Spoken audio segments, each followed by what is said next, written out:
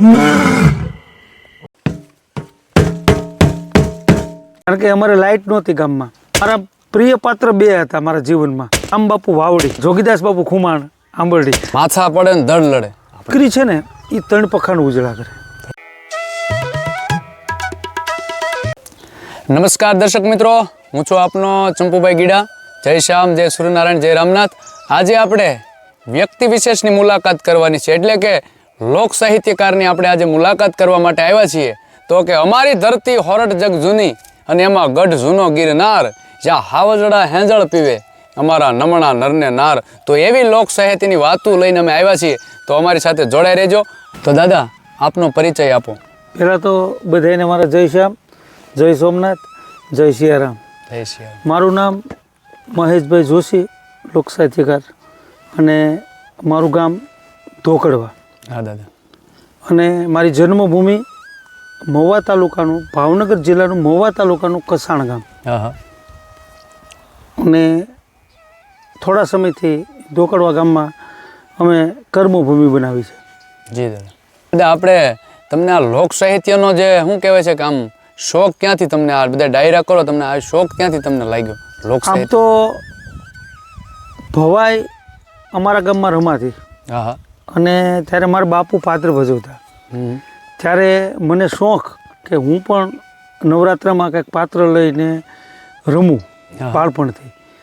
પછી બીજા ત્રીજા ધોરણમાં મારા મિત્ર હતા અને અમે ભજનમાં જતા, કારણ કે અમારે લાઇટ નહોતી ગામમાં. હા. એટલે ગામમાં ભજન થાય, બેટરી માથે માયક વાગે, અને ત્યારે મને મજીરા વગાડવાનો શોખ. એટલે ભજનનો મને પહેલેથી શોખ. અને નિશાળમાંય મને સાહેબ ભજન ગાવાનું કહે, મારો વારો હોય એટલે હું ભજન ગાતો. એટલે આમ તો મને બચપણથી જ ભજનનો શોખ. ભજનનો શોખ? હા, ભજનનો શોખ. પછી 2002 કે 2003, હા દાદા, બહુ યાદ નથી, પણ ત્યારથી મને એમ થયું લોક સાહિત્ય મારે કરવું છે. હા હા. કારણ કે મારા પ્રિય પાત્ર બે હતા મારા જીવનમાં. હા હા. કારણ કે મારા ગામમાં જ્યારે ભવાઈ રમાતી ને, ત્યારે રામ બાપુ વાવડી એનું નાટક ભજવાતું, અને જોગીદાસ બાપુ ખુમાણ આંબરડી. ત્યારથી મને એમ થતું કે આવા મહાન પુરુષો છે, અને મારે હું શું કરું એમ, અને મારે સાંભળવા. પછી મેં ઘણી કેસેટો સાંભળી, પણ મને પહેલેથી જ લોક સાહિત્યનો અને સાંભળવાનો શોખ જ. શ્રોતા હતા હારા પહેલા. હા. ત્યારબાદ તમે રામ બાપુની તો કાંઈક એકાદી વાત અમારા દર્શક મિત્રોને કાંઈક તમને જણાવો. હવે રામ બાપુનો રાહડો હા હા. તો બધા કલાકારો ગાય છે, હા દાદા. પણ મને એની એક કડી બહુ ગમે છે હા હા. કે પગ પાક્યો ને પીડા ઉપડી. ઓહો.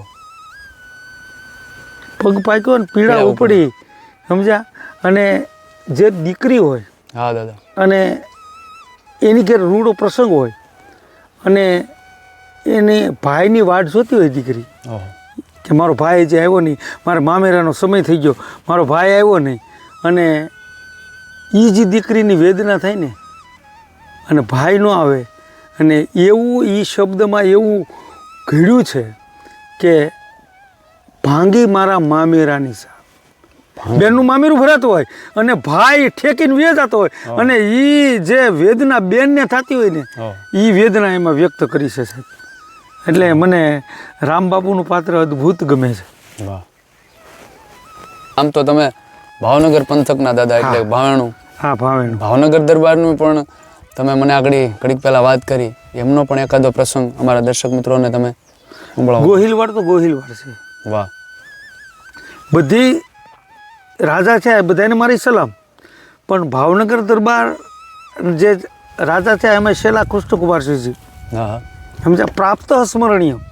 સવારમાં ઉઠી અને એનું તમે નામ લ્યો તો તમારો સાહેબ આખા દિવસના જે તમે પાપ કરો ને, પાપ બળીને ભસ્મ થઈ જાય. આવો જાગતો રાજા કીધો છે કૃષ્ણકુમારજી. અને એના અમે આમ તો ભલે મારી કર્મભૂમિ અહીંયા રહી છે, પણ અમે એની રૈયત ગણાવી છે. વાહ ભાઈ વાહ. હજી પણ એટલો શું કહેવાય છે કે રાજા પ્રત્યેનો પ્રેમ છે. એનું જીવન એવું હતું, દેશ માટે એને કાંઈક કર્યું, પ્રજા છે, અને એમાં એનો નિયમ કાંઈક હતો ભાવનગરનો દાદા. ભાવનગરનો નિયમ એ હતો કે ભાવનગર રાજ્યમાં ચોરી થાય, વાહ, સાંભળજો, અને 3 કે 4 દિવસમાં ચોર ન પકડાય, હા હા, તો જે વ્યક્તિનો જે કાંઈ માલ ગયો હોય એ રાજ ભરપાઈ કરે. વાહ ભાઈ વાહ. આ નિયમ હતો આ ચોરને પકડે. હા, ચોરને પકડવાનો. અને ચોર ન પકડાય અને ખબર જ ન પડે કે આ ફલાણા ભાઈનો એટલો માલ ગયો છે તો એ રાજ ભરપાઈ કરે. વિચાર કરો. આવા એટલે જાગતો રાજા કીધું છે કૃષ્ણકુમારજી. ત્યારબાદ દાદા આપણે જે બધું આ વાત સાંભળી છે, આ અત્યારે બધાને શું કહેવાય પ્રશ્ન હશે કે આ માથા પડે ને ધડ લડે, આપણે તો સમજીએ છીએ, તો એના વિશે તમે શું કહેવા માંગો છો? આપણે જે મહાપુરુષો થઈ ગયા એના વિશે તમે શું કહેવા માંગો છો કે ભાઈ ધડ લડતા છે અત્યારની જનરેશનને, અમુક અત્યારે ભણે ગણેલા હોય 100%. તો એના વિશે તમે શું ઉદાહરણ આપો દાદા?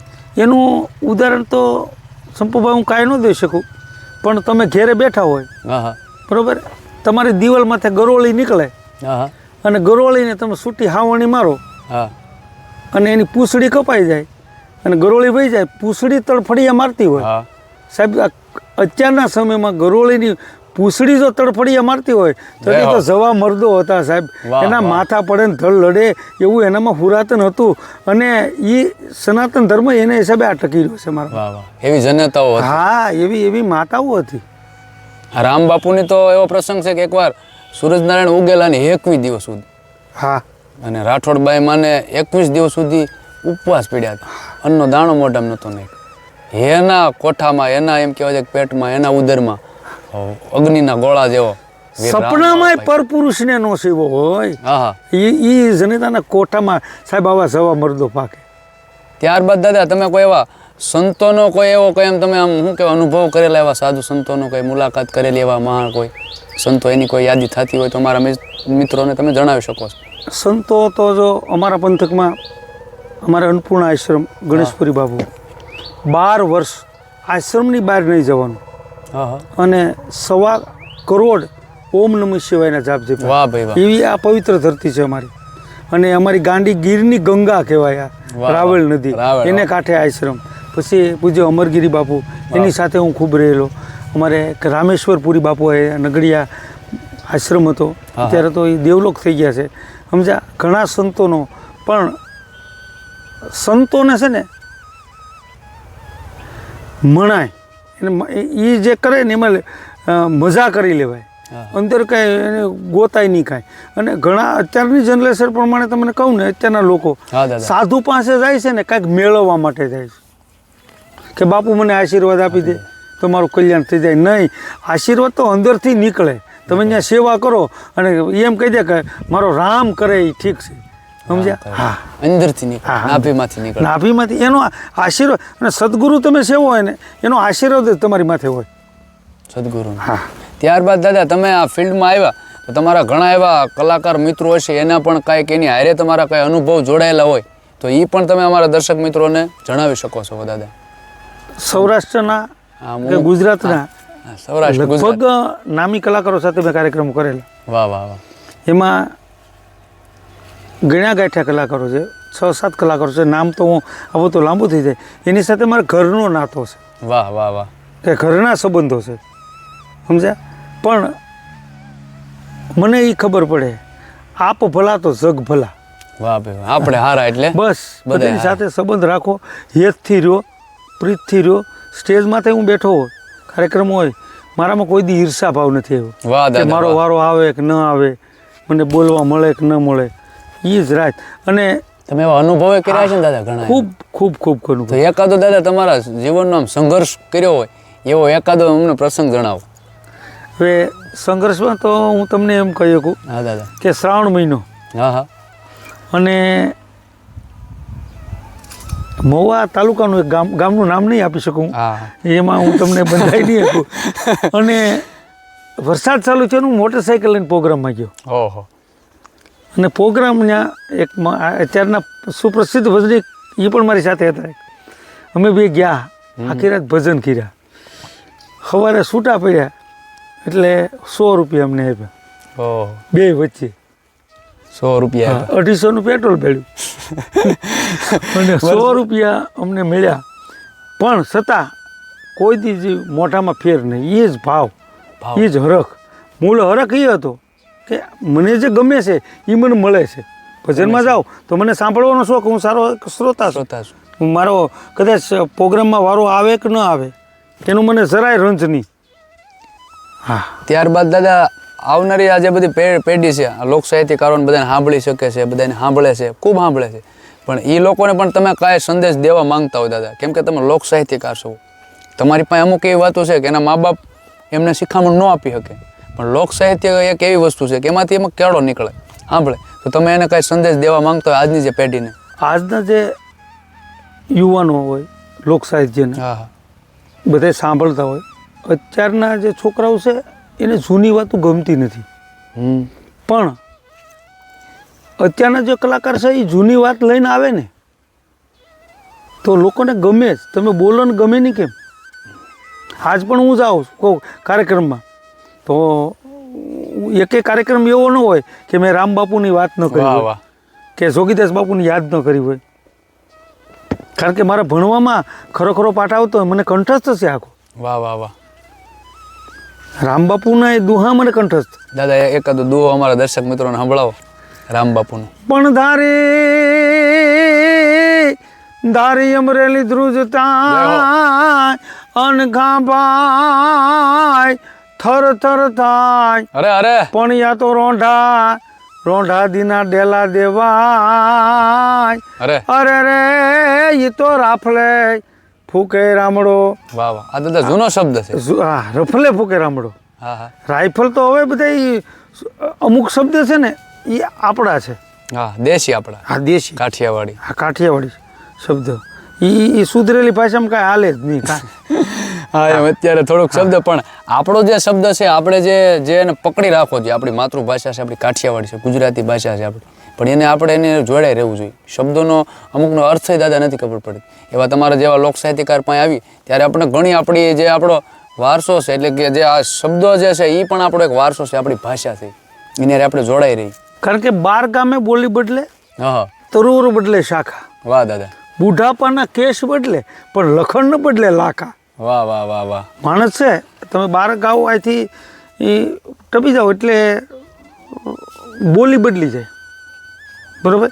અમે મારા વતન બાજુ જાઓ તો એ એમ કે વાજો વાજ આવી જાય ભાઈ, અહીંયા આવો એ ભાઈ ઝડપથી આવજો. હા, પછી બીજા પ્રાંતમાં તમે જાઓ તો નોખી ત્યાં ભાષા હોય. વેગે વેગે આવશે, હા હા એટલે એ પ્રાંત પ્રમાણે શબ્દો પડ્યા હોય. હા હા હા, તો દાદા હવે શું છે 5 મિનિટની અંદર કાંઈ એવો પ્રસંગ અમારા દર્શક મિત્રોને તમે તમારે જે પણ તમને જે ગમતું હોય, અતિ તમને જે વાલું હોય એ અમારા દર્શક મિત્રોને તમને સંભળાવી પણ શકો છો. કોઈ ગઝલ હોય, કોઈ એવી નાની વાત હોય કે કાંઈ તમારા જીવનનો એવો અનુભવ હોય એ તમે જણાવવા માંગતા હોય તો તમે જણાવી શકો. મને અનુભવ તો તમને મારે શું વાગોળવા, હા હા અનુભવ તો ખૂબ થયા છે.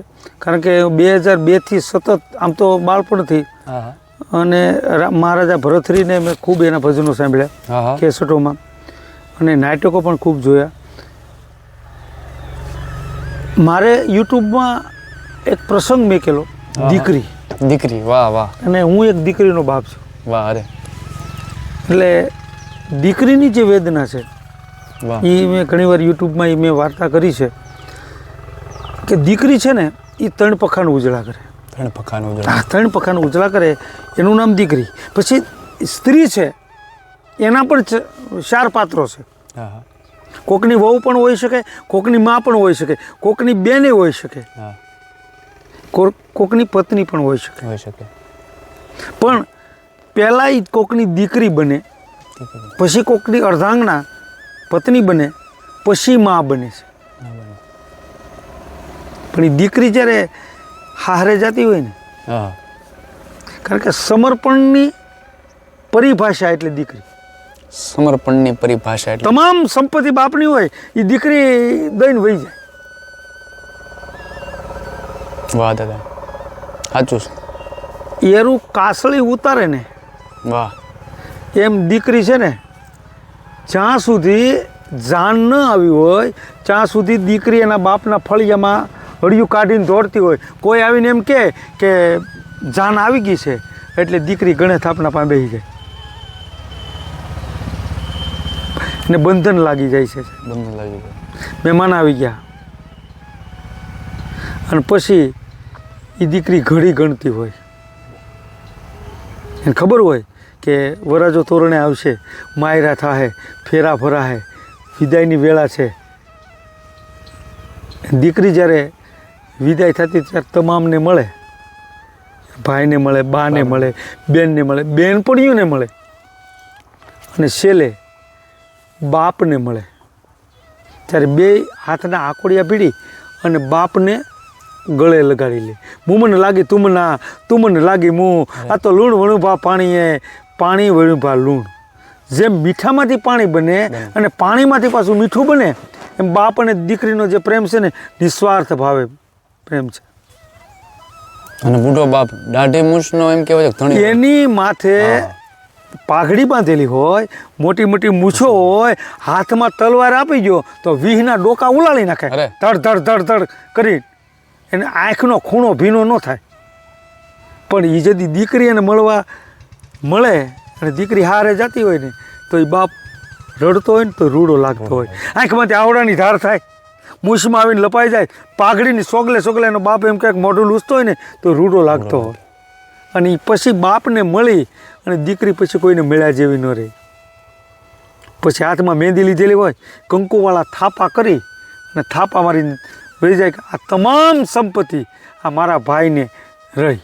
સાહેબ એ દીકરી એટલો ત્યાગ, ત્યાગની મૂર્તિ દીકરી. હા, અને બાપને એ વર્તી જાય. જે ભીતે એ પાપા પગલી કરીને હાલતા શીખી હોય ને હા, એ ભીતે થાપા મારીને વહી જાય. વાહ વાહ. એ દીકરી છે. તો દર્શક મિત્રો, આપણે મહેશ દાદાને ખૂબ માણ્યા. હજી તો આપણે આમાં તો ખાલી ટૂંકું કર્યું છે. દાદા પાસે બેઠા હોય તો રાયતુંની રાયતું ટૂંકી પડે એવી વાતું આપણે એમની પાસે શું કહેવાય છે, કેટલા એવા એના પાસે પ્રસંગ છે. આપણે એને લોક સાહિત્યની વાતું કરવા માટે તો એમ કહેવાય છે કે કાંઈ ઘટે નહીં. અને આ તો વાતળિયું વગતાળિયું, ઝણ ઝણ ઝુઝવ્યું, જેડા જેડા માનવી, એડી એડી વાતળિયું. તો આવા અવનવા વિડીયો જોવા માટે અમારી ચેનલ એટલે કે ગુજરાત એક્સપ્લોરના સથવારે આપ જોડાઈ રહેજો. આવા અવનવા લોક સાહિત્યકારો, લોક ગાયકો તેમજ અવનવા એમ કહેવાય છે કે જે કળા સાથે જોડાયેલા હોય, આપણી સંસ્કૃતિ, આપણો વારસો. તો આવા વિડીયો જોવા માટે અમારી યુટ્યુબ ચેનલ એટલે કે ગુજરાત એક્સપ્લોરના સથવારે આપ જોડાઈ રહેજો.